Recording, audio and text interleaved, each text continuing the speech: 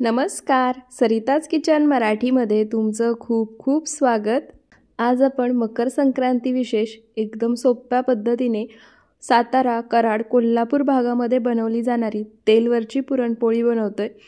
आणि आजपर्यंत ही तेलवरची पुरणपोळी बनवण्याची एवढी सोपी पद्धत तुम्हाला कोणी सुद्धा सांगितली नसेल, तर त्यासाठी व्हिडिओ शेवटपर्यंत पहा। यामध्ये मी जे काही स्टेप सांगितले आहेत त्या फॉलो करा। तुमची तेलवरची पुरणपोळी सुद्धा अगदी तोंडात टाकताच दातांनी नाही तर ओठांनी तुटेल इतकी मौसूद होईल। त्यासाठी इथे मी एक मोठी वाटी चणा डाळ घेऊन ती स्वच्छ पाण्याने 2 ते 3 वेळा धुवून घेतली आहे। वजनी प्रमाणामध्ये ही चणा डाळ 200 ग्रॅम इतकी आहे।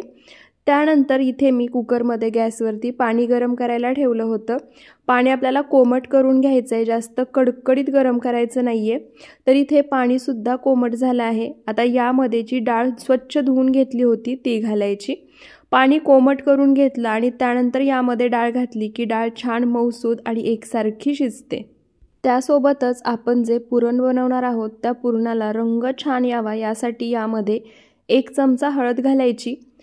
ही हळद घरची आहे त्यामुळे रंग गडद दिसतोय आणि तुम्हाला जास्त प्रमाणामध्ये घातली आहे असं वाटेल, पण हे प्रमाण अचूक आहे। त्यासोबतच 1-2 चमचे कच्चं तेल यामध्ये घालायचं। हळद आणि कच्चं तेल घातल्यानंतर डाळीमध्ये ते एकसारखं मिक्स करून घेऊयात आणि त्यानंतर डाळीला एक उकळी काढून घ्यायची। तर इथे तुम्ही पाहू शकता डाळीला छान उकळी आली आहे। गॅसचा फ्लेम मीडियम करायचा आणि आता जो वरती फेस आला आहे तो पळीने आपण काढून घेऊयात। तर यामध्ये हळदीसोबत कच्चं तेल सुद्धा नक्की घाला। कच्चं तेल घातल्यामुळे सुद्धा ही डाळ एकसारखी आणि मऊसूद शिजली जाते। तर इथे डाळीवरती जो काही फेस आला होता तो सर्व मी काढून घेतला आहे। आता कुकरचं झाकण लावायचं आणि मध्यम आचेवरती कुकरच्या 5 ते 7 शिट्ट्या करून घ्यायच्या। या ठिकाणी मी घरची जुनी डाळ आहे ती वापरतेय, त्यामुळे एवढ्या शिट्ट्यांमध्ये सहज शिजेल। बाकी तुम्ही जर विकतची डाळ वापरत असाल किंवा घरी बनवलेली नवीन डाळ वापरत असाल तर थोड्याशा जास्त प्रमाणामध्ये शिट्ट्या कराव्या लागतील। आता डाळ शिजते तोपर्यंत आपण पुरणपोळी बनवण्यासाठी पीठ मळून घेऊयात। त्यासाठी इथे मी 3 वाट्या गव्हाचं पीठ स्वच्छ चाळून घेतलं आहे। आता यामध्ये एक छोटा अर्धा चमचा हळद घालायची आणि हळद घातली त्यासोबतच मी यामध्ये चवीनुसार मीठ सुद्धा घातलं आहे, फक्त ते शूट करायचं राहून गेलं। आता हळद आणि मीठ यामध्ये एकसारखं आपण मिक्स करून घेऊयात आणि लागेल असं थोडं थोडं पाणी घालायचं आणि सैलसर पीठ मळून घ्यायचं। आपण चपातीसाठी पीठ मळतो त्यापेक्षा सुद्धा सैलसर असं हे पीठ आपल्याला मळून घ्यायचं आहे। तर इथे मी लागेल असं थोडं थोडं पाणी घालून सैलसर असं हे पीठ मळून घेतलं आहे। या ठिकाणी तुम्ही पिठाची कन्सिस्टन्सी पाहू शकता। त्यानंतर आता याच्यावरती 1-2 चमचे कच्चं तेल सोडायचं आणि हे पिठाला सर्व बाजूनी व्यवस्थित एकसारखं लावून घ्यायचं। कच्चं तेल मळून घेतलेल्या पिठाला सर्व बाजूनी एकसारखं लावून घेतलं की आता याच्यावरती झाकण ठेवायचं आणि हे पीठ आपली पुढची तयारी होईपर्यंत भिजण्यासाठी बाजूला ठेवायचं।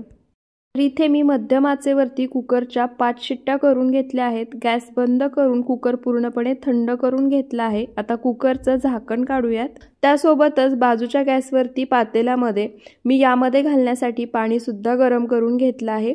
तर या ठिकाणी तुम्ही पाहू शकता डाळ एकदम छान मऊसूद शिजली आहे। आता या डाळीमध्येच आपण बाजूच्या गॅसवरती जे पाणी गरम करून घेतलं आहे ते घालायचं, कारण यामधून निघणारं जे एळवणी आहे त्याच्यापासून आपण आमटी सुद्धा बनवणार आहोत। तर त्यासाठी यामध्ये मी गरम केलेलं पाणी घातले। तुम्ही सुद्धा पाणी गरम करूनच यामध्ये घाला जर तुम्हाला एळवणीची आमटी सुद्धा बनवायची असेल। आता गॅस चालू करायचा आणि याला एक उकळी काढून घ्यायची। तर इथे मी शिजवून घेतलेल्या डाळीला उकळी काढून घेतली आहे। आता गॅसचा फ्लेम मीडियम टू लो ठेवायचा आणि 2 ते 3 मिनिटं ही डाळ आपल्याला अशीच उकळवून घ्यायची आहे, म्हणजे आमटी बनवण्यासाठी एळवणी सुद्धा तयार होईल। या ठिकाणी तुम्ही पाहू शकता जसजशी ही डाळ पाण्यामध्ये उकळतीये तसं हे पाणी म्हणजे एळवणी घट्ट होत चाललं आहे।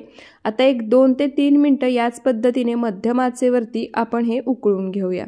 तर इथे मी मध्यम आचेवरती 1-2 ते 3 मिनिटं ही डाळ उकळवून घेतली आहे। त्यासोबतच इथे एक पातेलं घेतले, पातेल्यावरती चाळण घेतली आहे। आता जी डाळ आपण शिजवून घेतली आहे ती सर्व या चाळणीच्या साहाय्याने आपण निथळून काढूयात, म्हणजे आपल्याला आमटी बनवण्यासाठी एळवणी सेपरेट होईल आणि पुरणपोळी बनवण्यासाठी जे आपण पुरण तयार करणार आहोत त्यासाठी डाळ सेपरेट होईल। तर इथे सर्व डाळ मी चाळणीच्या साहाय्याने निथळून काढली आहे आणि इथे आपलं आमटी बनवण्यासाठी येळवणीसुद्धा तयार झालं आहे। आता ही जी शिजवून घेतलेली डाळ आहे ती मी जे आमटी बनवण्यासाठी येळवणी बाजूला काढला आहे त्यामध्ये थोडीशी काढून घेणार आहे, म्हणजे आमटी बनवल्यानंतर त्यामध्ये ही पळीने किंवा हाताने चुरून घालायची, म्हणजे आमटीला छान घट्टसरपणा येतो। तर इथे आपलं आमटी बनवण्यासाठीचं येळवणी तयार झाले, त्यासोबतच डाळसुद्धा छान वेगळी केली आहे, मऊसूत शिजली आहे। आता आपण पुरण तयार करून घेऊयात। तर इथे पुरण तयार करून घेण्यासाठी मी गॅसवरती पातेलं गरम करायला ठेवलं आहे। गॅसचा फ्लेम पूर्णपणे लो ठेवायचा आहे। पातेलं गरम झालं की आता त्यामध्ये आपण जी डाळ शिजवून घेतली आहे ती सर्व डाळ काढून घ्यायची। त्यासोबतच यामध्ये आपण ज्या वाटीने मोजून इथे डाळ घेतली होती त्याच वाटीने मोजून एका वाटीला थोडासा कमी इतका मी गूळ घेतला आहे। गूळ चिरून किंवा खिसूनच घ्यायचा। या ठिकाणी जर तसेच तुम्ही गुळाचे मोठे खडे वापरले तर एकतर पुरण गोडाला जास्त होऊ शकतं किंवा कमी होऊ शकतं। खिसून किंवा चिरून गूळ वाटीने मोजून घेतला की गोडाचं प्रमाण एकदम परफेक्ट होतं। आता गूळ घातल्यानंतर हा गूळ आपण डाळीमध्ये एकसारखा मिक्स करून घेऊयात। गॅसचा फ्लेम मीडियम टू लो ठेवायचा आहे। डाळीमध्ये गूळ एकसारखा मिक्स करून घेतला की आता हे पुरण आपण परतून घ्यायचं आहे। तर इथे तुम्ही पाहू शकता गूळ पूर्णपणे डाळीमध्ये वितळला आहे आणि जी डाळ होती ते मिश्रण पूर्णपणे सैलसर झालं आहे। आता हे मिश्रण व्यवस्थित घट्टसर होईपर्यंत आणि आपण ज्या पळीने किंवा उलटण्याने हे पुरण परतून घेतोय ती पळी किंवा चमचा जो आहे तो पुरणामध्ये उभा राहिला पाहिजे, तोपर्यंत मीडियम टू लो फ्लेमवरती हे पुरण आपल्याला छान असं परतून घ्यायचं आहे। तर या ठिकाणी तुम्ही बघू शकता जी भातवाडी आहे ती पुरणामध्ये उभी ठेवली की छान उभी राहतीये, अजिबात पडत नाहीये, म्हणजे पुरण एकदम परफेक्ट असं परतून झालं आहे। आता यामध्ये एक छोटा चमचा वेलची पावडर घालायची आणि ती या पुरणामध्ये मिक्स करून घ्यायची आणि गॅस लगेच बंद करायचा। जर गॅस चालू ठेवून वेलची पावडर तुम्ही यामध्ये घातलीत आणि परतून घेत राहिलात तर वेलची पावडरीचा जो सुगंध आहे तो पूर्णपणे उडून जातो, त्याची चव यामध्ये लागत नाही। त्यानंतर आता हे परतून घेतलेलं पुरण गरम आहे तोपर्यंतच आपल्याला वाटून घ्यायचं आहे। तर त्यासाठी इथे मी एक पातेलं घेतले, त्याच्यावरती चाळण ठेवायची आणि चाळणीवरती जे आपण पुरण तयार करून घेतलं आहे ते काढून घ्यायचं। सर्व परतून घेतलेलं पुरण चाळणीवरती काढून घेतलं की एखाद्या फुलपात्रांनी वाटीने किंवा ग्लासने अशा पद्धतीने हे पुरण वाटून घ्यायचं। पुरण अशा पद्धतीने गरम असतानाच वाटून घेतलं की ते छान एकसारखं वाटलं जातं, त्यामुळे शक्यतो पुरण गरम असतानाच वाटून घ्या। तर या ठिकाणी तुम्ही पाहू शकता सर्व पुरण मी वाटून घेतलं आहे। पुरणाचा छान असा गोळा तयार होतोय, अजिबात सैलसर असं हे पुरण तयार झालं नाहीये। जशी पुरणाची कन्सिस्टन्सी पाहिजे अगदी तसंच हे पुरण तयार झालं आहे। तर इथे पुरण तयार होईपर्यंत पीठ सुद्धा छान भिजलं आहे। तुम्ही पुन्हा एकदा या पिठाची कन्सिस्टन्सी पाहू शकता, छान मऊसूद लोण्यासारखं असं हे पीठ तयार झालं आहे। आता हे पीठ आपल्याला पुन्हा एकदा तेल टाकून मळून घ्यायचं आहे। तर या ठिकाणी 1-2 ते 3 चमचे तेल मी याच्यावरती टाकलं आहे। सर्व तेल या पिठाला लावायचं आणि जसं मी व्हिडिओमध्ये दाखवलं आहे त्या पद्धतीने हे पीठ आपल्याला मळून घ्यायचं आहे। पीठ मळण्याची पद्धत तुम्ही पाहू शकता, सर्व तेल पिठामध्ये मुरेल असं मळायचं आहे। त्याच पद्धतीने जसं मी व्हिडिओमध्ये दाखवतेय अगदी तसंच हाताने जोर देऊन जेवढं हे पीठ मळता येईल तेवढं पीठ मळायचं आहे। एकदम मऊसूद लोण्यासारखं हे पीठ आपल्याला तयार करून घ्यायचं आहे। तर इथे सुरुवातीला 1-2 ते 3 चमचे तेल टाकल्यानंतर हे पीठ तेल पिठामध्ये पूर्णपणे मुरेपर्यंत मी छान असं मळून घेतलं आहे। त्यानंतर पीठ पसरवून घ्यायचं, त्याच्यावरती थोडंसं 2 ते 3 चमचे आणखी तेल घालायचं आणि पुन्हा जसं मी व्हिडिओमध्ये दाखवते त्या पद्धतीने आपटून असं हे पीठ मळून घ्यायचं आहे। तर या ठिकाणी मी लागेल असं थोडं थोडं तेल घालून छान असं पीठ मळून घेतलं आहे। पीठ तुम्ही पाहू शकता छान लोण्यासारखं असं तयार झालं आहे। आणि हे पीठ मळून घेण्यासाठी मी सुरुवातीपासून आत्तापर्यंत एक 6 ते 7 चमचे इतकं तेल याच्यावरती सोडलं आहे आणि हे पीठ छान जोर देऊन आपटून असं मळून घेतलं आहे। तुम्ही पीठ पाहू शकता किती छान दिसते, त्याचप्रमाणे या पिठाची कन्सिस्टन्सी सुद्धा पुन्हा एकदा पाहू शकता। तर इथे आपली तेलवरची पुरणपोळी बनवण्यासाठी पीठ छान असं मळून तयार झाले, पुरण सुद्धा तयार आहे। आता आपण पुरणपोळीचा गोळा तयार करून घेऊयात। तर त्यासाठी इथे मी लिंबाच्या आकारापेक्षा थोडंसं जास्त पीठ या ठिकाणी घेतलं आहे। पिठाचा गोळा करायचा आणि जसं मी व्हिडिओमध्ये दाखवतेय त्या पद्धतीने अंगठ्याच्या साहाय्याने हे पीठ पसरवून घ्यायचं। त्यानंतर यामध्ये जेवढा आपण गोळा घेतला होता त्याच्या दुप्पट पुरण घ्यायचं आणि त्याचा सुद्धा अंडाकार असा गोळा तयार करून घ्यायचा आणि त्यानंतर जसं मी व्हिडिओमध्ये दाखवले त्याप्रमाणे तयार करून घेतलेल्या पिठामध्ये हा भरायचा। तर या ठिकाणी मी पिठाच्या दुप्पट पुरण घेऊन ही तेलवरची पुरणपोळी तुम्हाला बनवून दाखवणार आहे। तर या ठिकाणी तुम्ही पाहू शकता पूर्ण पुरणाचा गोळा या पिठाच्या गोळ्यामध्ये मी भरला आहे। त्यानंतर हा गोळा बंद करून घ्यायचा। गोळा बंद केल्यानंतर वर आलेलं जे एक्स्ट्रा पीठ आहे ते तुम्ही काढून ठेवू शकता किंवा अशा पद्धतीने दुमडून या गोळ्यामध्येच घालू शकता। तर इथे पुरणपोळी बनवण्यासाठी छान असा गोळा तयार झाला आहे। आता आपण पुरणपोळी लाटून घेऊयात।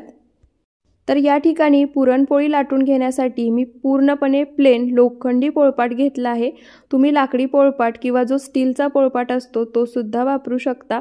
आता पोळपाटावरती 1-2 चमचे तेल सोडायचं आणि त्याच्यावरती जो तयार केलेला गोळा आहे तो ठेवायचा। गोळा ठेवल्यानंतर जसं मी व्हिडिओमध्ये दाखवले त्या पद्धतीने हा गोळा हाताने पसरवून घ्यायचा, म्हणजे पुरण सर्व गोळ्यामध्ये एकसारखं पसरलं जातं। एकाच बाजूला पुरण साचून राहत नाही आणि पुरणपोळी लाटून घेताना ती फुटत नाही। त्यानंतर आता या लाटण्याला सुद्धा आपण सर्व बाजूनी तेल लावून घेणार आहोत। लाटण्याला पोळपाटाला तेल लावलं की थोडंसं तेल तयार केलेल्या गोळ्यावरती सुद्धा सोडायचं। या गोळ्याला सर्व बाजूनी पसरवून घ्यायचं आणि आता जसं मी व्हिडिओमध्ये दाखवतेय त्या पद्धतीने ही पुरणपोळी लाटायची आहे। पुरणपोळी लाटताना जशी आपण चपाती लाटतो तशी गोल फिरवायची नाही। लाटणं फक्त एकाच बाजूला फिरवायचं, एका बाजूनी दुसऱ्या बाजूला, एका कोपऱ्यातून दुसऱ्या कोपऱ्याला असं हे लाटणं फिरवायचं आहे। अजिबात गोल एकसारखं हे लाटणं फिरवायचं नाही। पोळपाट गोल फिरवायचा आणि ही पुरणपोळी लाटून घ्यायची। तर या ठिकाणी जसं मी व्हिडिओमध्ये दाखवतेय अगदी त्याच पद्धतीने ही पुरणपोळी तुम्हाला लाटून घ्यायची आहे। मी या ठिकाणी तुम्हाला पुन्हा एकदा सांगते, तुम्ही व्हिडिओमध्ये सुद्धा पाहू शकता। हे लाटणं मी फक्त एकाच बाजूला फिरवतेय। ज्या बाजूला फिरवतेय त्या बाजूला मी पोळपाट फिरवून घेतेय आणि त्यानंतर ही पुरणपोळी लाटतेय। तुम्हाला हवं असेल तशी ही पुरणपोळी लाटू शकता, जाड किंवा पातळ। मी एकदम पातळ अशी ही पुरणपोळी लाटून घेणार आहे। तर इथे तुम्ही पाहू शकता एकदम पातळ अशी ही पुरणपोळी मी लाटून घेतली आहे।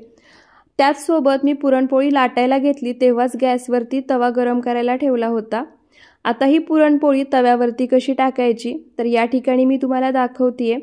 पुरणपोळीच्या एका बाजूची जी कडा आहे त्याच्यावरती लाटणं ठेवायचं आणि जसं मी व्हिडिओमध्ये दाखवले त्या पद्धतीने हे लाटणं फोल्ड करत जायचं, म्हणजे दुमडत जायचं। पुरणपोळी आपोआप लाटण्याला छान अशी चिकटली जाते। गॅसवरती तवा जसं मी आधीच सांगितलेलं गरम करायला ठेवला आहे। तव्याला तेल लावायचं आणि आता ही पुरणपोळी जसं मी व्हिडिओमध्ये दाखवले त्या पद्धतीने तव्यावरती लाटणं पुन्हा उलटं फिरवत सोडायची। एकदम परफेक्ट अशी ही पुरणपोळी तयार झाली आहे। तुम्ही पाहू शकता पोळपाटावरून दुमडून लाटण्यावरती घेतली आहे, त्यानंतर तव्यावरती सोडली आहे। अजिबात पुरणपोळी कुठे सुद्धा तुटली नाहीये। पुरणपोळी खालच्या बाजूने हलकीशी भाजून झाली की आता उलटण्याने किंवा हाताने ती पलटी करायची। तर या ठिकाणी उलटण्याने जर ही पुरणपोळी तुम्ही पलटी केली तर तुटू शकते, त्यामुळे जसं मी व्हिडिओमध्ये दाखवले त्या पद्धतीने हातानेच पलटी करून घ्या। ही पुरणपोळी एका बाजूने भाजल्यानंतर हाताने पलटी करायची आणि दुसऱ्या बाजूने भाजल्यानंतर तुम्ही उलटण्याने अलटी-पलटी करू शकता। पुरणपोळी लाटताना आपण गोळ्याला तेल लावलं होतं, त्यासोबतच तव्याला सुद्धा तेल लावलं होतं, त्यामुळे पुरणपोळीला तेल लावायची काहीही गरज नाही। तर या ठिकाणी तुम्ही पाहू शकता अलटी-पलटी करत दोन्ही बाजूनी ही पुरणपोळी मी छान खरपूस अशी भाजून घेतली आहे। आता ही पुरणपोळी आपण काढून घेऊयात आणि राहिलेल्या ज्या पुरणपोळ्या आहेत त्या सर्व याच पद्धतीने लाटून भाजून घेऊयात। तर या ठिकाणी लक्षात ठेवा, प्रत्येक वेळी पुरणपोळी तव्यावरती सोडण्याआधी तव्याला तेल लावून घ्यायचं आणि त्यानंतरच लाटून घेतलेली पुरणपोळी जसं मी व्हिडिओमध्ये दाखवले त्या पद्धतीने बाहेरच्या बाजूने आतमध्ये अशा पद्धतीने लाटण्याने सोडून घ्यायची आणि त्यानंतर दोन्ही बाजूनी अलटी-पलटी करत छान अशी भाजून घ्यायची। तव्याला तेल लावतोय त्याच पद्धतीने पुरणपोळी लाटून घेताना पुरणपोळी सुद्धा तेलावरतीच लाटून घेतोय, त्यामुळे पुरणपोळीला नंतर तेल लावायची अजिबात गरज नाही। आता याच पद्धतीने राहिलेल्या सर्व पुरणपोळी बनवून घेऊयात। कटाची आमटी म्हणजे येळवण्याची आमटी, ती सुद्धा एकदम साध्या सोप्या पद्धतीने कशी बनवायची याची रेसिपी मी उद्या शेअर करणार आहे। त्यामुळे उद्याचा व्हिडिओसुद्धा पाहायला विसरू नका। आणि या ठिकाणी मी सर्व तेलवरच्या पुरणपोळ्या बनवून घेतल्या आहेत। या ठिकाणी तुम्ही पुरणपोळी पाहू शकता, एकदम छान मऊ लुसलुशीत तयार झाली आहे। अगदी तोंडात टाकताच विरघळेल अशी ही पुरणपोळी तयार होते आणि अगदी दुसऱ्या तिसऱ्या दिवशीपर्यंत आहे अशी मऊसूद राहते। या ठिकाणी मी जे काही डाळ आणि गुळाचं प्रमाण घेतलं होतं त्यामध्ये 15 पुरणपोळ्या बनवून सहज तयार होतात।